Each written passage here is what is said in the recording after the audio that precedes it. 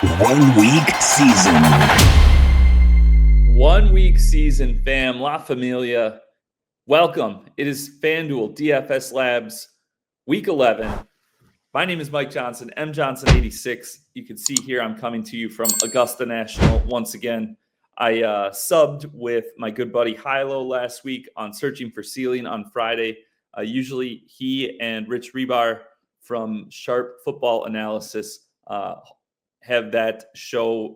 Rich had some power issues, so I subbed last minute, wasn't really ready, so I had the background up. People seem to like it, so we are sticking with it this week for FanDuel Labs. Coming to you week 11, got some more teams on bye. No London game or Europe game, I should say, this week. We're coming off like a insanely low scoring week 10 slate. Obviously the Bengals and Ravens game last Thursday was pretty wild. The Sunday night game on FanDuel was fun with the Texans and Lions from a real life perspective, but you get to see a lot of Jared Goff interceptions. Shout out, by the way, to my son, William, who made a guest appearance at the very end of last week's show. He was getting a little fussy when we brought up the Lions and Jared Goff. Now we know what he was talking about. He did not like the matchup, and Goff was consistently throwing to the Texans, but he did find Amon-Ra St. Brown just enough times at the end to pull out the victory. So, now we know if he starts fussing, it's probably time to fade. With that said, I'm going to bring in Maximus. How we doing today? Hello, friend. So William, the self-fulfilling prophecy. Yeah, I was thinking about that because ironically, Sunday night, usually we get him down before the Sunday night game, like kind of like right between like that window, and like I'll get him down, and he was being a pill, so I couldn't get him down, and then he was like, so I had him out by me in the living room when the game was on, and they're like, and Jared Goff throws his third interception. I'm like, wait a second. I'm like, you were yelling when we brought up the Lions the other day. So now we know he's got it, whatever the it factor is, he's got it. Apparently it's genetic. We may have something here. Yeah. It's also good to see that the PGA season is alive and well, apparently. So yeah. I live in Wisconsin here. So like we're approaching Thanksgiving. It is, it's like the high is like 45 here now. So like it's like kind of the depressing time. Like winter is what it is. And I coach basketball, so I'm just in a gym all winter anyways, or playing DFS obviously till the NFL season's done. So like I don't really notice like the winter, but it's kind of like this time where it's like it's too cold to do anything outside. There's no snow or anything, but like I can't golf anymore, so I've got to make myself feel at home somehow. So we're gonna pretend that I'm coming live from Augusta. Nice. That weather shout out is also a good reminder that we're finally getting into that time of year where got to start factoring in the elements and weather. Mm-hmm. Hasn't seemed to really affect too much this season so far, but those elements will be coming for sure. Yeah, for sure. And I do think that's one of those things that, potentially we see like on FanDuel, it's so touchdown focused or touchdown heavy, or always has been, that a lot of times weather stuff, when you get those snow games or like the uglier games, I wouldn't necessarily always worry about it as much on FanDuel, because like you could have, like there might just be more turnovers and then it's like short field touchdowns sort of thing. You might have less like yardage, receptions. I don't have data on that. That's just kind of how I approached it or thought of it, was like, well, a guy could still score 2 touchdowns. He might not be likely to catch 9 passes for 120 yards, but he can still score multiple touchdowns, pretty easily. But this year, it makes a little bit more of a dent because we've got the bonuses. So, those games having guys maybe less likely to hit those bonuses. Could be something we'll have to think about down the stretch. I don't know. I know here in Wisconsin in the Midwest, there's no like crazy storms coming, but I mean, based on what you experienced with hurricane season, I'm sure we've got some crazy northern weather coming in the next couple months, but we'll see. How was your week 10? We got another storm on the way, by the way. Oh, great. Interesting to see what happens pretty late in the hurricane season. My week 10 was good. It was a small profitable week, which throughout the course of the season we'll always take. I had a team in contention with a clear route of first place in the 5-entry max. I was really counting on Garrett Wilson, who was one of the players that kind of just couldn't put it together with the way Arizona was playing down the stretch of that one.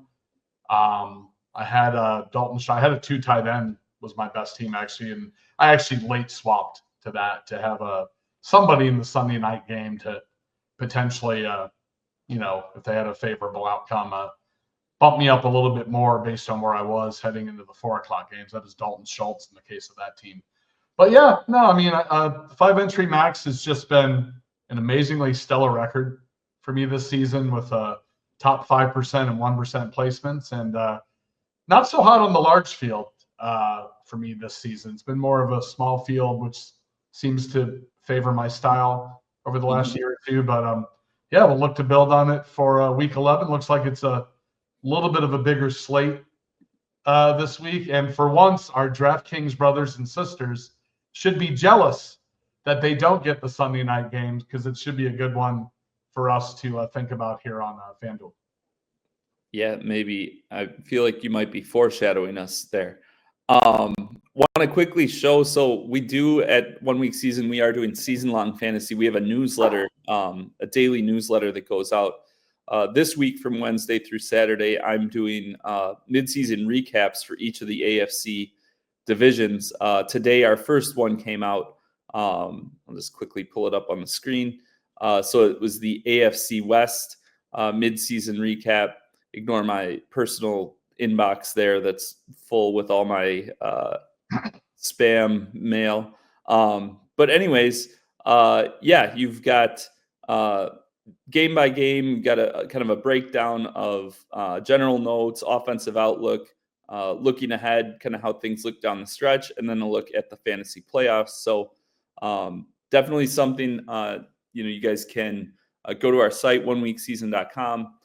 Just look for, if you go to NFL at the top of the page, actually, I'll share that as well.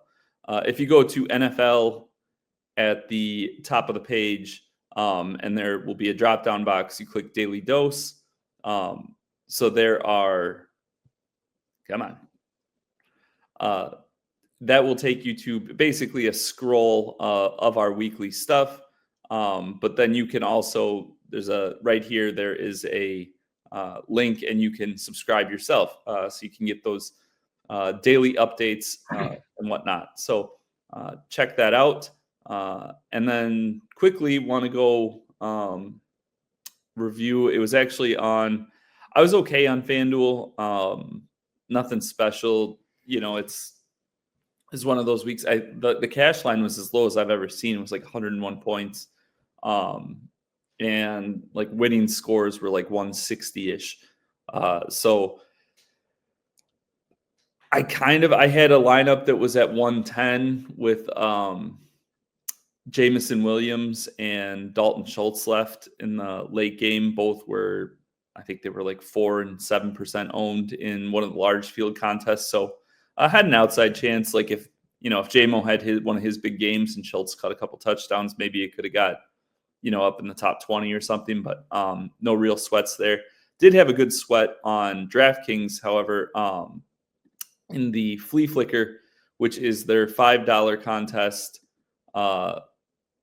multi-entry, about 60,000 people in it. First place pays 50,000. So large field thing. I do max enter it. I use the Bink machine, but I had a team finish in 11th place. You can see it up here on the screen. Had Brock Purdy and George Kittle. running backs, James Conner, Bijan Robinson, and then had both DeAndre Hopkins and Travis Kelce, who I felt like were very underpriced just with how condensed that Chiefs offense passing game is against the Broncos. Excuse me. And and then Adonai Mitchell, who was chalk on DraftKings, wasn't on FanDuel. But anyways, Calvin Ridley. And then, the Bears defense, this is, a couple things. I was exactly 13 points behind first place. Basically, for me, looking at the Bears, which was a chalky defense, I had them in like 10% of my run on the Bink machine, and they happened to be on this one. And then Ridley and Connor both were, they were my late guys. Both did well to kind of put me in contention. Again, a very low scoring slate. Needed Ridley to get over. He got the late touchdown. If they get the onside kick, maybe he gets over the 100-yard mark. Could have bounced up. And same with Connor. Kyler Murray got that last touchdown. That was, it was a good sweat. 11th out of 60,000 is pretty good. And I actually had, I had another one in 120th. I had one in 248th place. This one in 120th actually with Flacco, Downs, and Mitchell, and then Kincaid, who got hurt. That's the one that in hindsight, with Kincaid, he had 4 targets in the first just over a quarter of play. Probably would have had a pretty big game. Downs dropped a touchdown. Kamara dropped that 60-yard touchdown. So, but I was texting Xandamir and Hilo and JM, and I was like, well, I felt bad about this one, but then I'm like, on a week like this, like most lineups have like 8 things go wrong like that. So to just have 1 or 2 was kind of like a win. But yeah, we move on. Of course, that was on DraftKings. I play on both sites, but we are here for FanDuel. So without further ado, I do want to quick talk about something. So James Conner was on that roster. He had a very nice game, obviously. But he basically he didn't really give me any points the last quarter of the game, which just was like a game script thing. It had a close point spread, so it's not like that's something we would have predicted. But just to kind of highlight, that's why we talk a lot of times about game environments, because you have these guys, they can put up good games, they can score points. Obviously, if they're winning by a lot, there's a good chance that they've put up points. But those game environments where both teams are, are competing, for 4 quarters, are pushing each other. That is where, you can really separate yourself. And especially, if you think about last week, main slate, if you drop that Bengals Ravens game into that main slate, you know what I mean? Think about how much it blew away everything else. It just happened to not be on that slate. So just some interesting dynamics for us to think about as we move on. So I will go ahead and share my screen, and you can start talking about what you're thinking for our lineup this week. Yeah, the email about the AFC West preview is a great lead-in, because we actually are going to go there to start our build this week, but not where you may think. Not going with the Sunday night game, although it's definitely a game to account for. But where I want to go is actually to a team and a quarterback who, if I would have posed this to you earlier in the year, you probably would have laughed me off the planet. But it's amazing how the dynamics of the NFL evolve and grow throughout the course of the season, where coaches are trusting their rookies a little bit more, and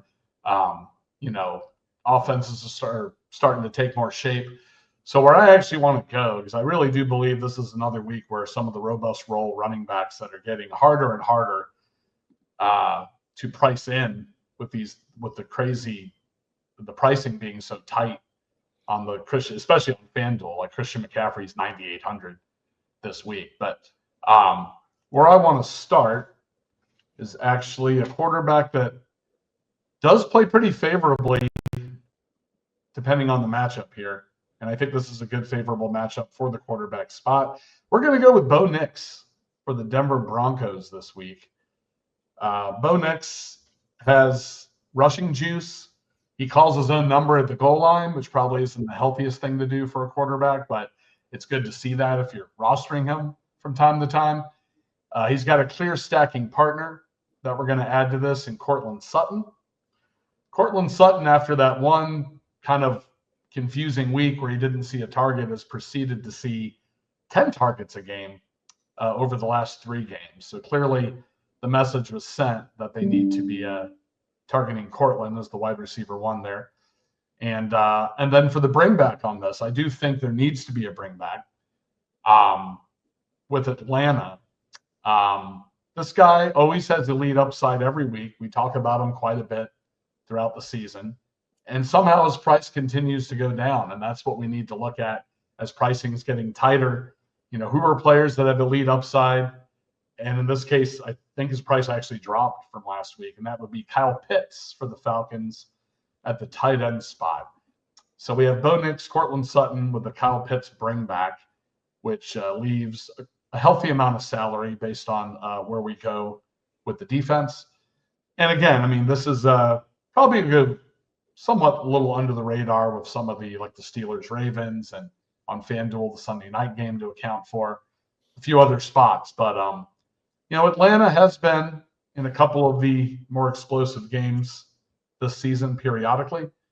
And like I said, I think Bo Nix performs well when he's been in a favorable matchup, which I believe this to be this week. So yeah, that's where I feel comfortable starting with, and then throwing it back to you where you want to go from here.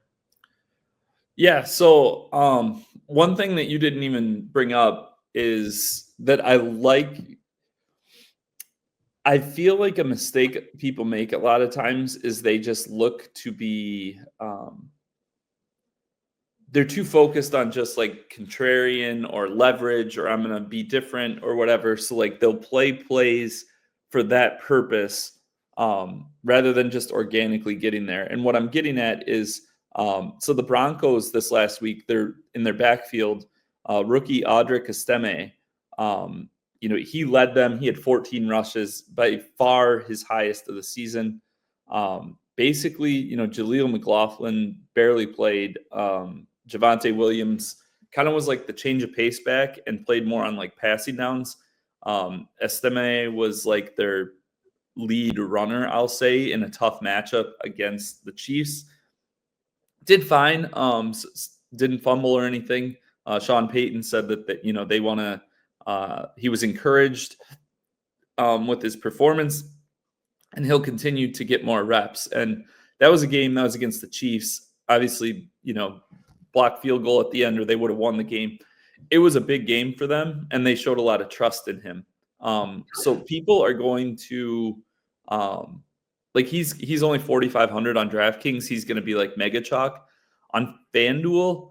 I think he'll be chalk as well. I think he'll be pretty highly owned because of the nature of it's wild. Like when I opened up yesterday, looked at FanDuel for the first time, and like everybody's prices went up after like the worst scoring week of the year. So like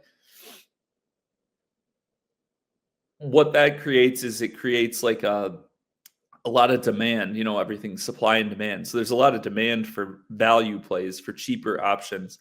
So you look at a guy, you know, Atlanta is, you know, a pretty solid matchup. You know, I know like they've got the 9 here, but that doesn't, you know, that doesn't actually matter. It's more about like the Atlanta defense.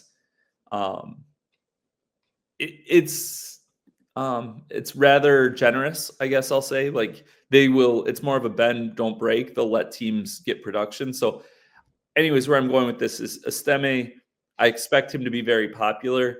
So this is kind of like, you know, you're betting on the passing game instead of on him. But it's not, you're doing it because it's a good play, not because, oh, I'm just trying to be different. So I like that. And you are right. I did that AFC West write-up, and the Broncos basically, they've had really good, their offense doesn't have a ton of talent like across the board, but they are well schemed, well coached, and that they execute pretty well. So when they face weaker defenses, they can put up really good games. So I do love this stack. I like that you went with Pitts to bring it back. Denver's secondary, very, very good. Would expect Patrick Surtain to kind of shut down either Mooney and or London. So there should be more targets filtered towards the other guys, and their run defense is pretty good too. So kind of just process of elimination leaves Pitts at a nice salary there.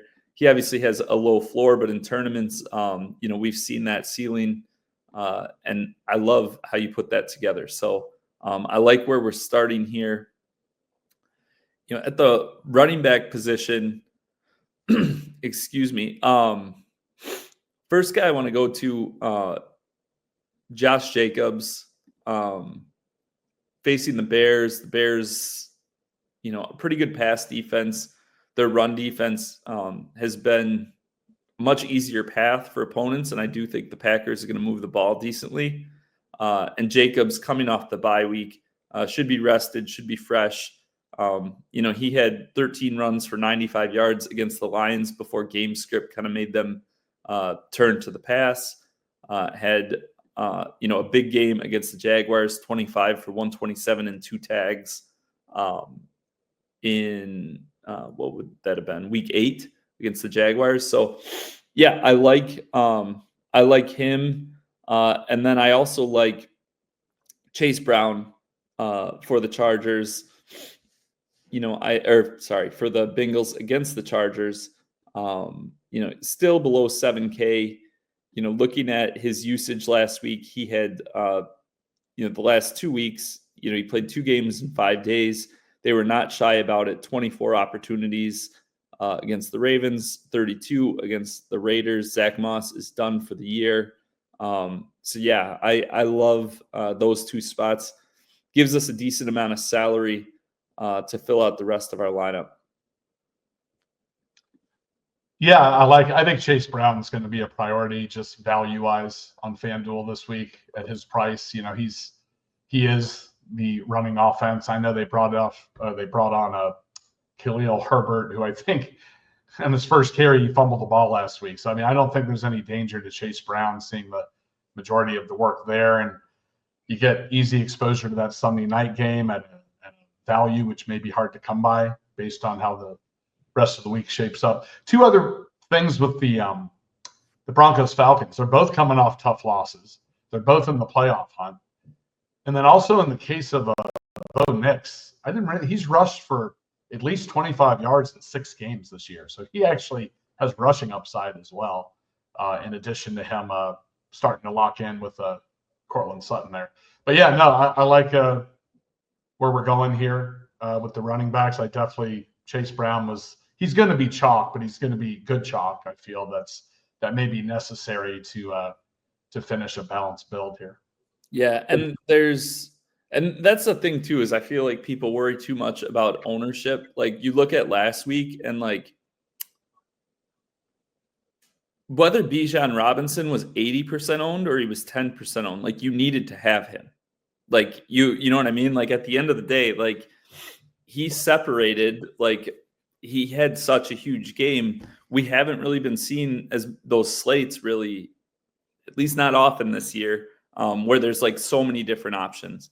And if a bunch of different guys all have, 25, 30 point games, then you aren't necessarily like gaining that much by like, oh, this guy was less owned than that guy, especially if they're near the same price. So I'm not really worried about that ownership, especially, we've got Pitts involved here. I'm pretty pleased with it. Who do you want to add next? If we want to do the running back in the flex trend, these guys are never owned because they're on the same team together.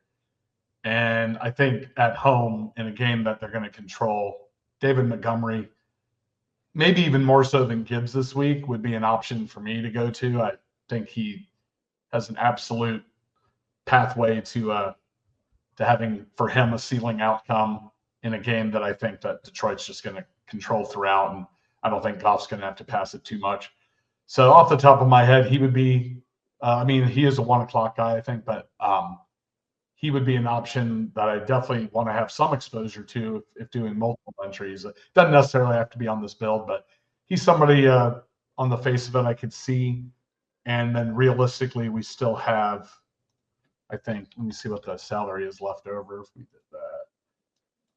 Yeah, then we still have 2 wide receivers and a defense. But, if we go a little on the lower scale on defense. Let's throw a defense in there first. Let's just throw the Titans in as a cheap option. Okay. Darnold, that's exactly my cheap defense last week. I think they're going to be popular too, but just so we can see kind of where we're at. But yeah, so we've got we've got Montgomery here. You have Chase Brown in the flex, yeah. That makes sense. Because he's in the Sunday night game. So if you did, and it's especially important. A lot of times we worry too much about that. Late swap isn't always something that you need to do, and whatever. But like with the Sunday night game being the last game, and so you can have so much information because there are going to be what is there? There's 12 games on this slate on FanDuel. Yep. So 11 games are done. So you have most of the information, over 90% of the information on what happened on the slate. So, if you get to the end and you just have Chase Brown left, depending where you're at, you can kind of figure some things if you're sitting in good position, and maybe there's a different guy that's, not as good of a play. But if that guys ahead of you have Chase Brown, you can open up a path to first. That's not always the case, especially on like DraftKings where, late swap can be good, but there's 3 to 5 games in that late window. So you don't know for sure what those other teams look like. Gets just a little dicier, but on FanDuel, and especially where touchdowns are so big, things can swing pretty quickly. So it gives you some flexibility. I think Montgomery has a good game. I think obviously the matchup sets up really well for him. I'm a little worried about, I think there's a good chance that he has, he's going to score a touchdown and he runs for, 70 plus yards. He's only reached 100 yards in a game once this season. He only has 2 touchdowns in a game once as well. And at his price, basically, he's not really catching passes. Occasionally he'll catch 2 or 3. It's hard for me to see him getting over like 25 points. I'd prefer, if we're going to do this, instead of him, going with Gibbs.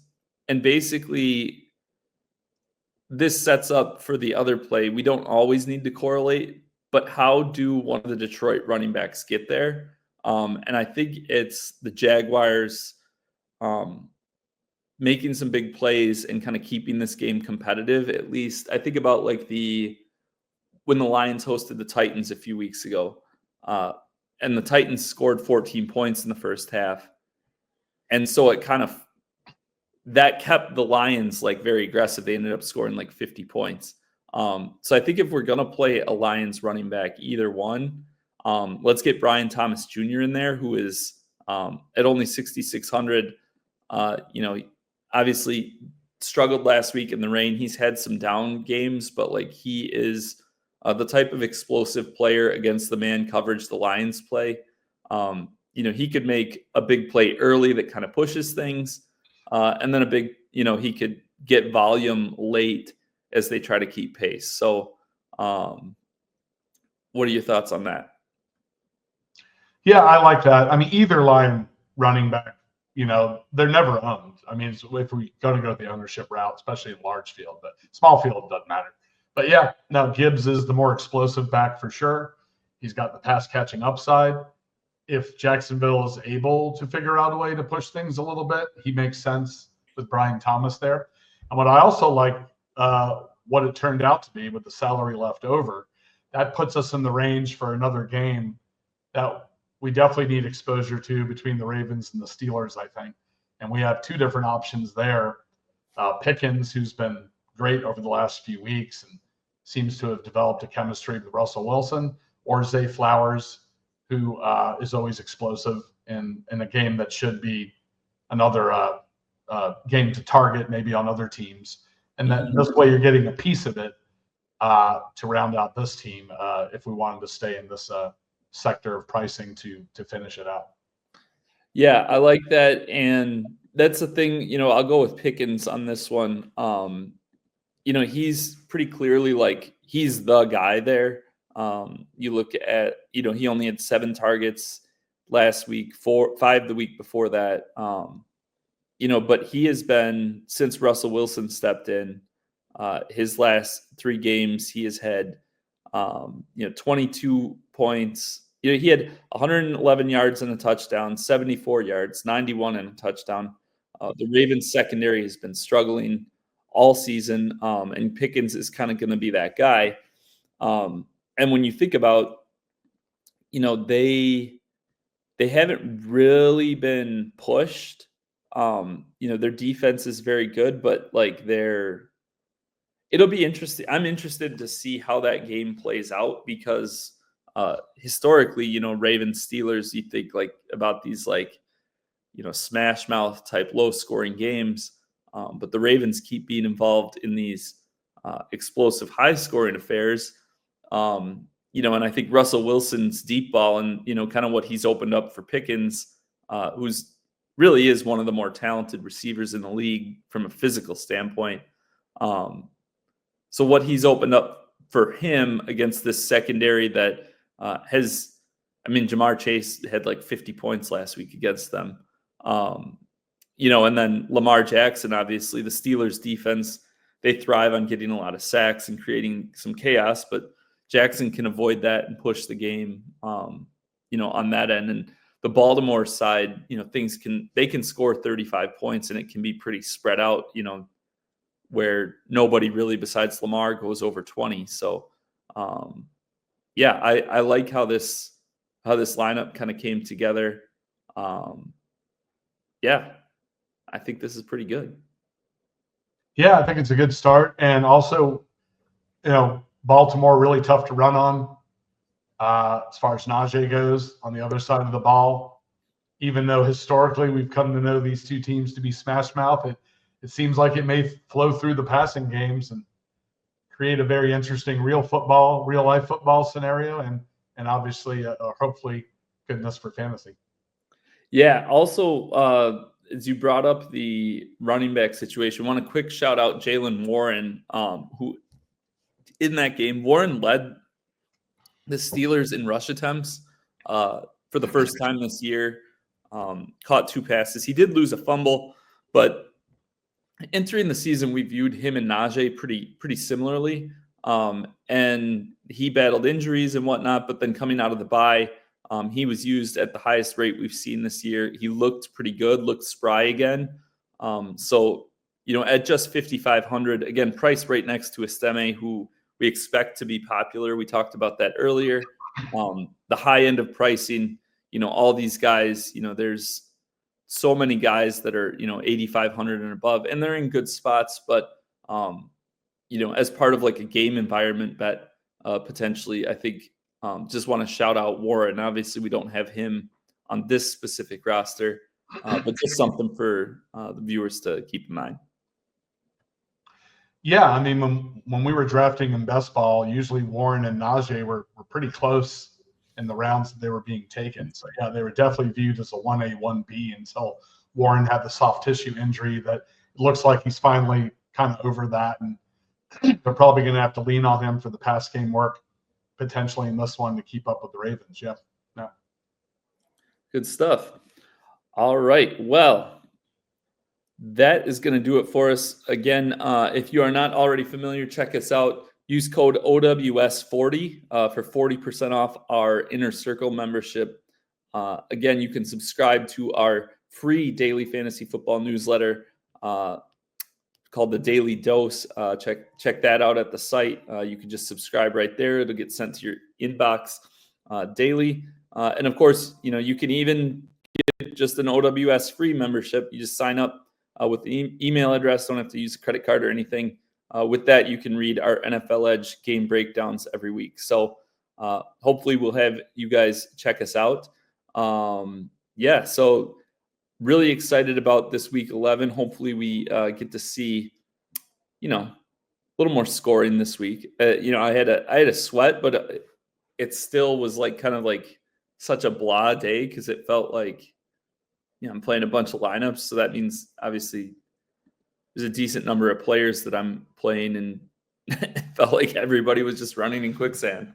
So hopefully we get a little more fun slate, a little more scoring this week, a little more excitement. So with that, I am Max. I am Mike. He is Maximus. Thank you for joining us. We will see you on Twitter. We will see you in Discord, and we will see you at the top of the leaderboards. Bye.